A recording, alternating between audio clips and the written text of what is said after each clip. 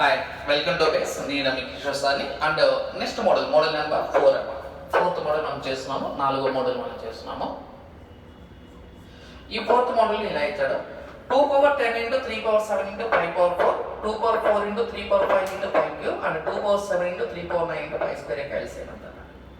ఇప్పుడు మనం చిన్న ప్రాక్టికల్ ఎగ్జాంపుల్ తీసుకుందాము. ఫర్ ఎగ్జాంపుల్ నువ్వు 2, 4 యొక్క LCM ఎంత అన్నా మనకు 2, 4 యొక్క కాసాగి ఎంత అన్నా మనకు వాట్ ఇస్ LCM ఆఫ్ 2, 4 అన్నా మనకు 2, 4 యొక్క LCM అంటే 2 1s 2 2s అంటే LCM మీద నథింగ్ బట్ ఎంత అంటే ఇది 2 into 1 into 2 అంటే ఆన్సర్ ఈజ్ ఈక్వల్స్ ఎంత 4 is నథింగ్ బట్ LCM.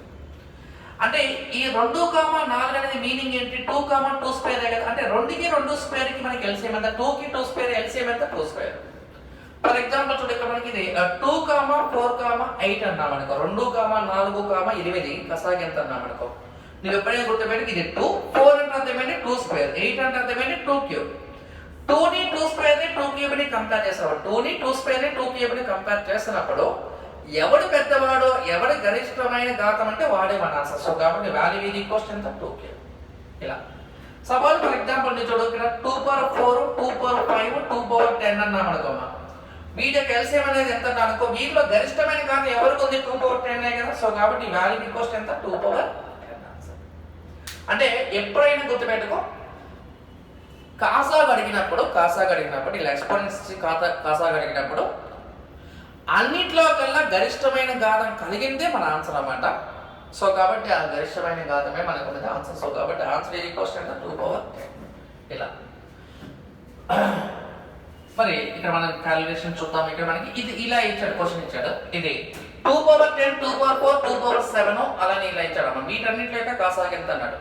ఇప్పుడు ఇక్కడ ఇచ్చిన ఎంత ఇది 2 పవర్ 7 ఇది ఎంత 2 పవర్ 4 ఇది ఎంత 2 పవర్ 10 2 పవర్ 7 2 పవర్ 4 2 పవర్ 10 లో ఎవరు గరిష్టంగా ఉన్నారంటే 2 పవర్ 10 కదా అంటే సో కాబట్టి మనకి ఇది 2 power 10 into 3 power 9 3 power 5 3 power 7 లో ఎవరు పెద్దవాళ్ళు 3 పవర్ 9 కదా 3 power 9 into 5 square into 5 cube అలానే 5 పవర్ 4 లో ఎవరు పెద్దవాళ్ళు 5 పవర్ 4 కదా. సో కాబట్టి ఇది 5 పవర్ 4 అంటే ఆన్సర్ ఇది equals 2 power 10 into 3 power 9 into 5 power 4 answer. Calculation చేయొద్దు 2 పవర్ 10 అంటే ఎంత తెలుసా నీకు వాడికి తెలియదు కాబట్టి వాడు ఇక్కడతో ఆపేస్తాడు నువ్వు కూడా ఇక్కడతో ఆపేస్తాడు క్యాలిక్యులేషన్ వెళ్ళొద్దు అది అంతే అలా ఉంచేస్తాడు. అండ్ రఫ్ చేస్తున్నాం చూడు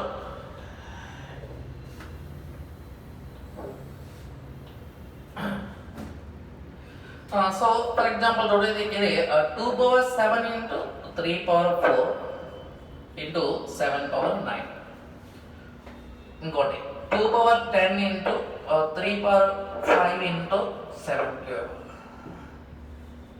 2 power 7 into 3 power 10 into 7 power 10 video class లాగా కావాలి. ఇప్పుడు 2 ని పోల్చినప్పుడు ఇక్కడ 2 పవర్ 7 ఇది 2 పవర్ 10 2 పవర్ 7 ఎవరు పెద్దవాళ్ళు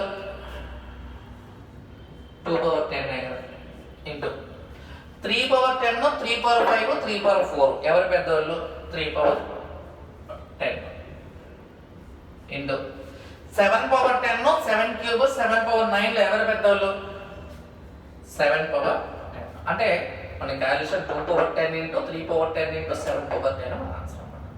2 power 10 into 3 power 10 into 7 power 10 మన ఆన్సర్ అన్నమాట. గరిష్టమైన ఘాతం తీసుకుంటూ వెళ్ళాలి. గరిష్టమైన ఘాతం అనేది మనం తీసుకోవాలి.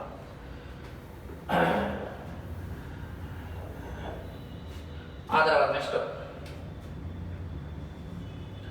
2 power 6 into 3 power 5 into 7 power 5 తర్వాత ఇది 2 power 10 into 3 cube into 7 square ఆ తర్వాత 2 పవర్ 3 ఇంటూ 5 పవర్ 4 ఇది కావాలి.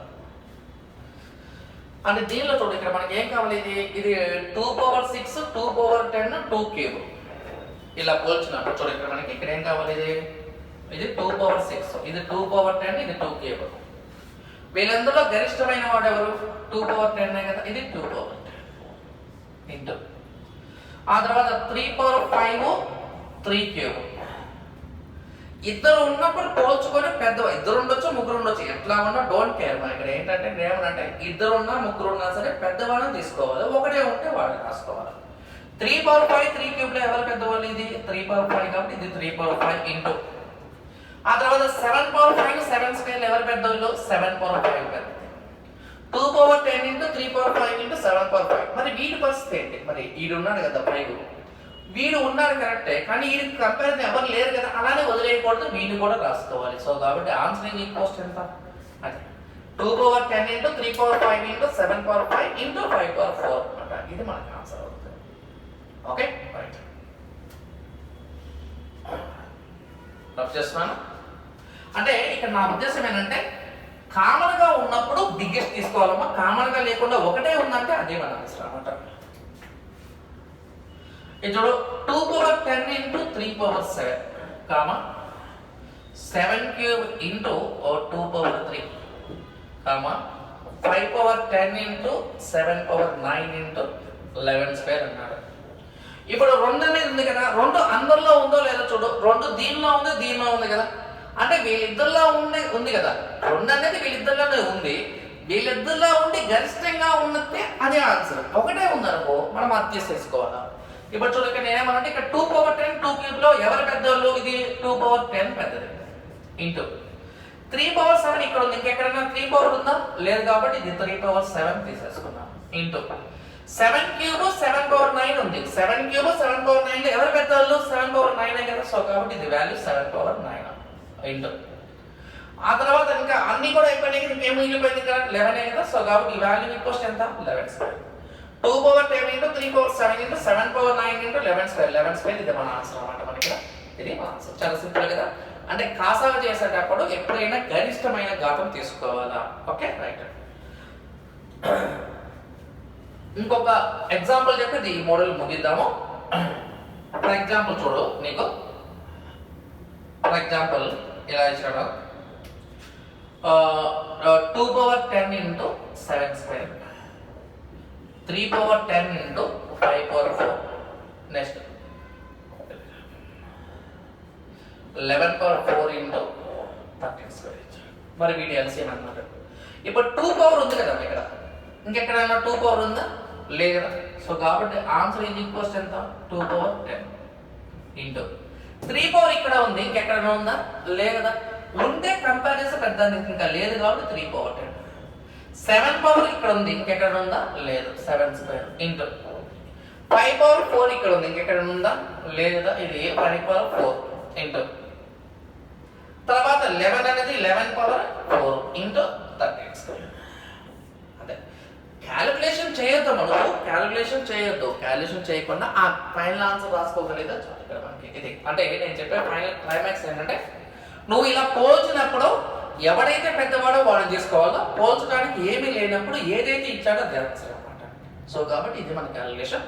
ఇది ఎక్స్పోనెన్స్ ఇచ్చినప్పుడు అంటే ఘాతాలు ఇచ్చినప్పుడు కాసాగా ఎలా చేయాలనేది మనకి పాయింట్స్. నెక్స్ట్ వీడియో చేద్దాం. Thank you.